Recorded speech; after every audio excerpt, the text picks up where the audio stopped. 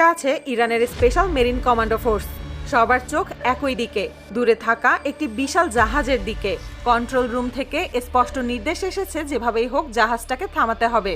সময় একেবারেই হাতে নেই। প্রতি সেকেন্ডে পরিস্থিতি আরো জটিল হয়ে উঠছে। কিন্তু এই নাটকীয় পরিস্থিতির শুরুটা হয়েছিল প্রায় ৩ ঘন্টা আগে। সকাল ঠিক ১১টা। ইরানের দক্ষিণের একটি গুরুত্বপূর্ণ সমুদ্র বন্দর। প্রতিদিনের মতোই স্বাভাবিক ব্যস্ততা চলছে। বড় বড় কার্গো জাহাজ পোর্টে ঢুকছে, মালামাল নামাচ্ছে। বন্দরের কর্মীরাও নিজেদের কাজে ব্যস্ত।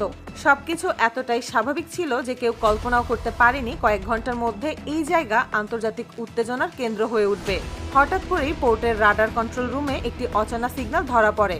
স্ক্রিনে দেখা যায় একটি ছোট মাছ ধরা নৌকা ধীরে ধীরে পোর্টের দিকে এগিয়ে আসছে। প্রথমে কেউ বিষয়টাকে গুরুত্ব দেয়নি, কিন্তু কিছুক্ষণ পর একজন অভিজ্ঞ রাডার অফিসারের মাথায় একটা প্রশ্ন আসে। এই নির্দিষ্ট পোর্ট এলাকার আশেপাশে মাছ ধরা সম্পূর্ণ